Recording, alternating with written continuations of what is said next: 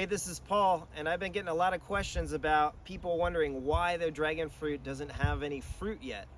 And the short answer is probably the season, and number one factor is the age of your plant.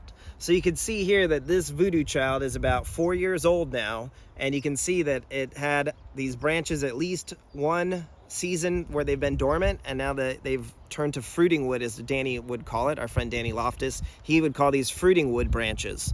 So the first season branches, like this new growth here, it's never going to have a fruit. It very rarely, actually, it could produce a fruit at the end of the branch, but that's very uncommon. Usually the branches will grow, and then they need a season to mature, and then they're going to make these flower buds. So if you look around here, all of these have had the same fertilizer, yet this is a variety that has all the flower buds here. And the reason why is because Sugar Dragon and Voodoo Child tend to be the early bloomers along with American Beauty. So this is its second flush. You can actually see its first flush is right here.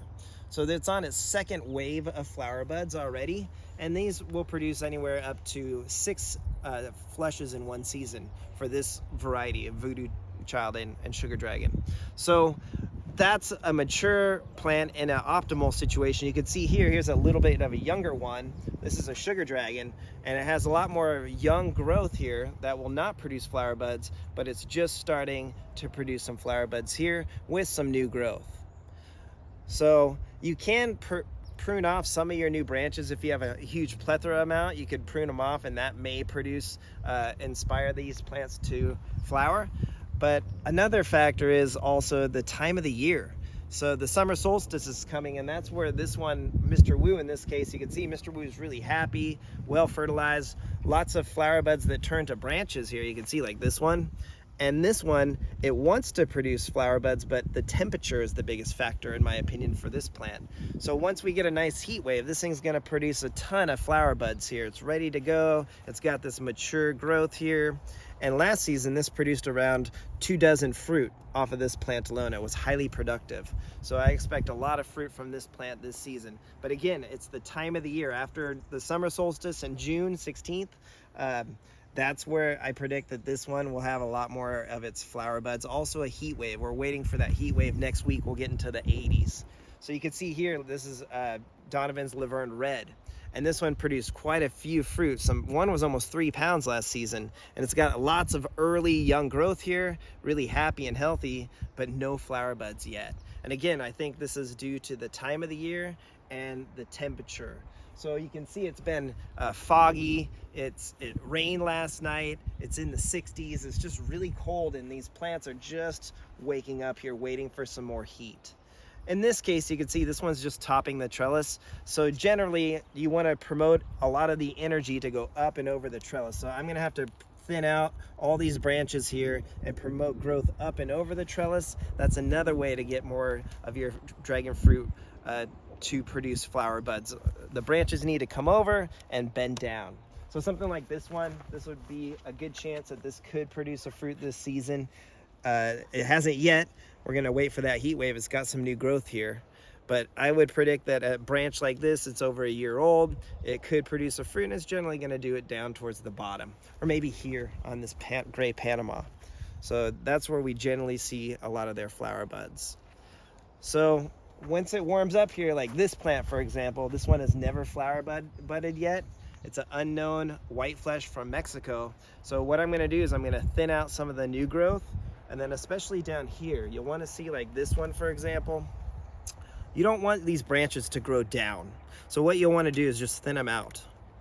And this is another way to help promote the plant, to wanna entice it to bloom. Or cutting off the tip, right? Yeah, you could tip it, but some people say that that doesn't matter. So I like to tip my branches. I think it does, in my humble opinion, I think it's a good thing to promote it depending on the time of the year. But some people swear that tipping it doesn't matter at all. So generally, as long as you see happy, healthy growth like this, I'm not concerned. I know that this plant is going to produce flowers and fruit this season. The problem is I just need the weather to cooperate, and that's out of my control. The soil is well draining. You can see it's happy, it's healthy, has lots of new growth, it's well fertilized. So everything I've done on my end that I can do to get this plant healthy and happy has been done. Now I'm just waiting on the weather. and that tends to be the biggest factor. So your zone where you are, like in Puerto Rico, they can grow much longer. Their season's much longer than here in Southern California, because where we're gonna grow is maybe July till September. So our window is narrower, where these plants are going to produce and grow under the optimal conditions. And this season especially has been so cold. I mean, you can look at this one.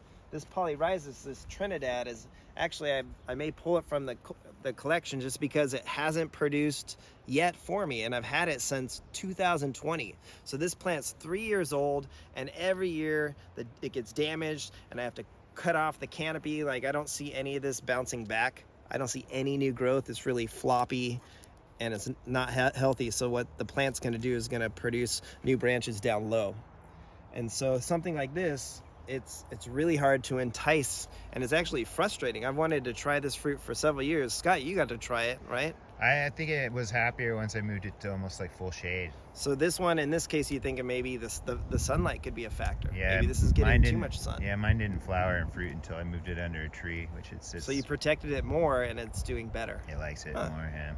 Well, as you can see, there's just so many factors. Some you can control, some you can't. But the number one way that you can get a dragon fruit to fruit and flower, in my opinion, is one, the age of the plant. You got to have these nice mature branches, like something like this is going to produce a fruit.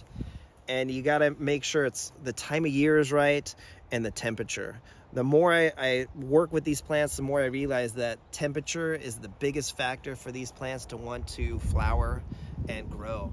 So days like today, where it's in the 60s, there's not going to be any new flower buds. We need that next heat wave. So once we get into the mid 70s, 80s, we're going to have some more flower buds in here.